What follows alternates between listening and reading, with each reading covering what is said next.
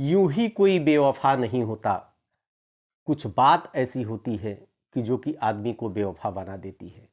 जब सर से ऊपर पानी चला जाता है तो वही अपना आदमी भी दुश्मन बन जाता है। मित्रों, एक बार मैं कथा सुन रहा था कहीं पे, तो जो कथावाचक थे अपनी कथा में एक प्रसंग आया, उसमें वो बताने लगे पति पत्नी दोनों थे। पति का और दूसरी लड़कियों से अफेयर था, दूसरी महिलाओं से कुछ चक्कर था। पत्नी बहुत समझाती थी, बहुत चिड़चिड़ाती थी, बहुत गिड़गिड़ाती थी। उसने हर तरह से पति को समझाने की कोशिश किया और जो भी तरीका हो सकता था विनम्रता से, जो भी एक आदर्श तरीका था पत्नी ने अपनाया। पति को समझाने की बहुत कोशिश किया।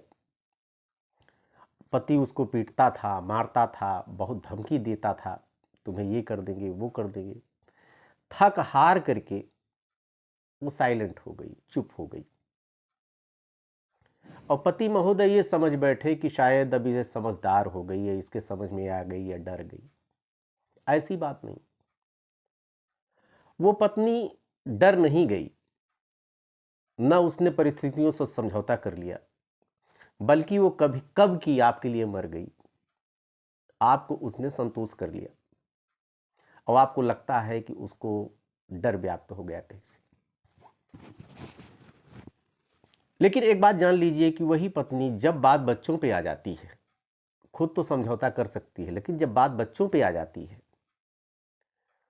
जिसको पैदा करने में पति का और पत्नी का दोनों का जो है उसमें सहभागिता रहती है, तब वो किसी तरह से बर्दाश्त नहीं कर सकती है। अंत में उसको निर्णय लेने पड़ते हैं और वो निर्णय बहुत खतरनाक हो जाता है।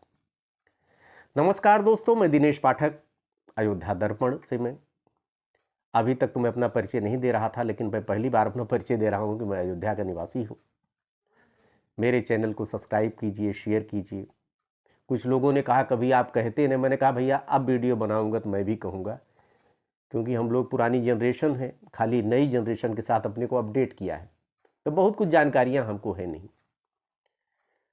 तो मित्रों, ये मेरा चैनल है, अयोध्या दर्पण है, अयोध्या दर्पण 24 है, एक श्री जन्मभूमि अयोध्या करके मैंने बनाया है। इसको आप लोग सब्सक्राइब कीजिए, शेयर कीजिए। अब आते हैं अपने मुद्दे पे। एक घटना बहुत ही हृदय विदारक घटती है 12-13 नवंबर को, दीपावली की रात में, लगभग 2:10 पर चतुर्थ वाहिनी प्रयाग सतीश सिंह पीएससी में इंस्पेक्टर अपने घर आए थे लखनऊ में। घटना है कृष्णा नगर मोहल्ला, मानस नगर, कृष्णा नगर थाने का मोहल्ला मानस नगर पड़ता है, वहीं पर इंद्रलोक की सच्ची घटना है। 2:10 पर उनको काल कलवित कर दिया जाता है। शब्द नहीं बोलूँगा इसलिए क्योंकि यूट्यूब से कुछ आप समझ लीजिए, वो इस दुनिया में नहीं रहते हैं। उनको गोली मार दी जाती है। 5 फायर किए जाते हैं। साथ में उनकी पत्नी थी, उनका एक बच्चा था। पत्नी उनकी गाड़ी की पिछली सीट पर सो रही थी। पत्नी का नाम भावना सिंह है और वो किसी अपने संबंधी के यहाँ गए थे रात में। दीपावली के दिन था और अक्सर शातिर लोग घटना को अंजाम देने के लिए दीपावली के दिन अवश्य चुनते हैं। चारों तरफ शोर रहता है, पटाखे दगते रहते हैं। इस पे किसी भी घटना को अंजाम कर दे दीजिए तो कुछ होता नहीं, मतलब लोग जानेंगे कि आम बात, पटाखे दग रहे हैं। उसी का फायदा उठाया अपराधी ने और इस घटना को अंजाम दिया। आज की सच्ची घटना जो मैं बता रहा हूं, अभी कल पूरा इसका पुलिस ने वर्कआउट किया और 5 गोली चलती है। 5 गोली चलती है जो पोस्टमार्टम में रिपोर्ट सामने आई है। एक गोली तो हवा में दागी जाती है, दूसरी गोली दागी जाती है जो पेट में लगती है, जिसमें दो गोलियां पेट में लगती हैं, एक गर्दन पे लगती है और एक गोली जो है हाथ पर लगती है। सतीश सिंह मौके पर गिर जाते हैं और उसके बाद उनकी पत्नी शोर मचाती है। हमलावर के जाने के बाद 2:10 पर रात में पुलिस को फोन किया जाता है पुलिस आती है, सतीश सिंह को लेकर जाती है हॉस्पिटल, जहां पर डॉक्टर उनको मृत घोषित कर देते हैं। सतीश सिंह के भाई अजीत कुमार ने कृष्णानगर थाने में एफआईआर दर्ज किया 302 के तहत, क्राइम संख्या 446/2023 आईपीसी की धारा 302 और अज्ञात के तहत। पुलिस परेशान है कि आखिर इस घटना का वर्कआउट कैसे किया जाए। आनन फानन में 37 पुलिसकर्मियों की 5 टीमें गठित की जाती हैं और पुलिस तहकीकात में लग जाती है। पड़ोसियों के सीसीटीवी कैमरे खंगाले जाते हैं, तो पड़ोसियों के कैमरे में एक शख्स दिखाई पड़ता है। बहुत खोजबीन के बाद एक शख्स दिखाई पड़ जाता है। चूंकि उनकी पत्नी जो थी सतीश सिंह की, वो सिर्फ इतना बता पाई कि एक आदमी काला कपड़ा पहने आया था, मुंह ढका था, बस इसके अलावा वो कुछ नहीं बता पाई। वो कह रही थी हमारी बच्ची की तबीयत खराब थी, हम पीछे लेकर गाड़ी में बैठे थे। लेकिन एक चीज़ उनको वो संदिग्ध लग रही थी, उनके एटीट्यूड। चूंकि मीडिया कर्मी जब उनसे पूछे तो खुद ही पहले ही अपने पति पर आरोप लगाने लगी कि मेरा पति बदचलन था, इसका अन्य महिलाओं से कहा। तो लोगों को एक संदिग्ध लग रही थी और बात भी वही बाद में सिद्ध हुई कि उनकी पत्नी भावना सिंह ही दोषी पाई गई। आगे बढ़ते हैं। पुलिस जो है अपनी कार्रवाई में सीसीटीवी कैमरे को खंगालती है। सीसीटीवी कैमरे में बहुत ध्यान देने के बाद एक शख्स दिखाई पड़ता है जो विजयनगर चौकी से पहले, वहीं बगल विजयनगर चौकी पड़ती है, रात में वहां पे साइकिल से जाता है और विजयनगर चौकी पर अपना हुलिया चेंज करता है। उसके बाद वो नखास की तरफ चौराहे पर जाता है और अपना हुलिया उसने पूरी तरह चेंज कर रखा था।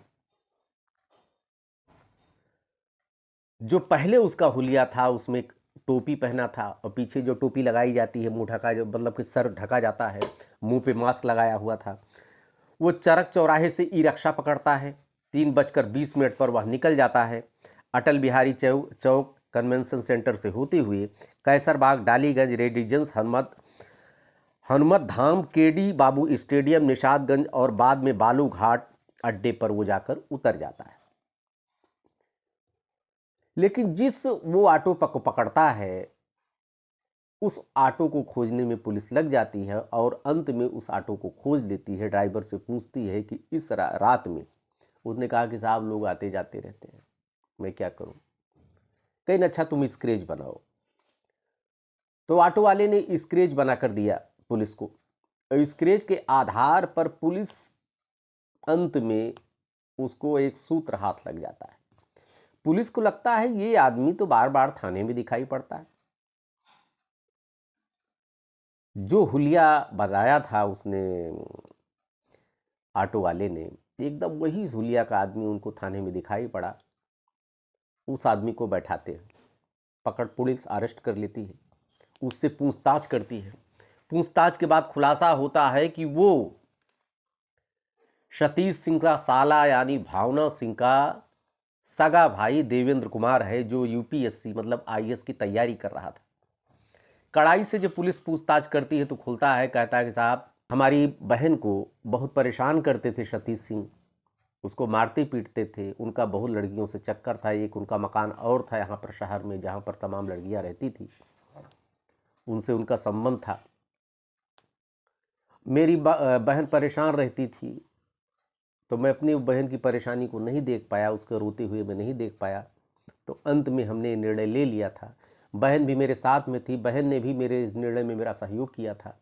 भावना सिंह से पूछताछ की जाती है तो भावना सिंह भी अंत में खुल जाती हैं। वो भी कहती हैं हाँ सही है, हमारा हस्बैंड बस चलन था, उसका अन्य महिलाओं से उसके संबंध थे।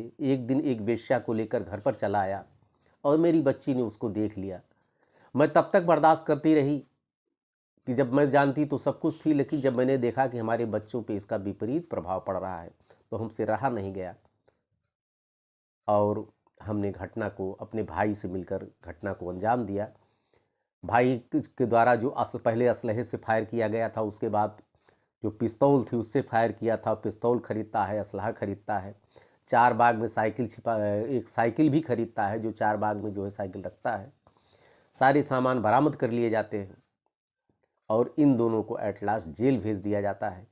निष्कर्ष बाद में ही निकलता है कि इस घटना में पूरा सतीश सिंह की पत्नी और उनके साले का पूरा हाथ रहता है और इन दोनों को जेल भेजा जाता है। पुलिस अभी इन्वेस्टिगेशन अपना कर रही है, अपनी जांच पड़ताल कर रही है। हालांकि जो घटना सामने आई है, जो मैंने शुरू में भूमिका में बता दिया था, हमें तो लगता है यही रीज़न रहा होगा। क्योंकि पत्नी परेशान हो गई, अंत में टूटी, तो उसने इतना भयानक जो है निर्णय ले लिया। लेकिन अब दुख की बात है, उन बच्चों का क्या होगा, उन बच्चों की क्या दुख का दोष है। माँ बाप तो जैसे किए वो गए, माँ तो जेल में चली गई, भावना, पिता मर ही गया, बच्चों का क्या कसूर है। इसलिए माँ बाप को कभी भी निर्णय लेते समय अपने बच्चों का ध्यान अवश्य रखना चाहिए। और पिता को भी चाहिए कि अपने परिवार की तरफ, बच्चों की तरफ ध्यान दें। अगली फिर किसी घटना के साथ आएंगे हम। देखते रहिए अयोध्या दर्पण। धन्यवाद आपको। नमस्कार।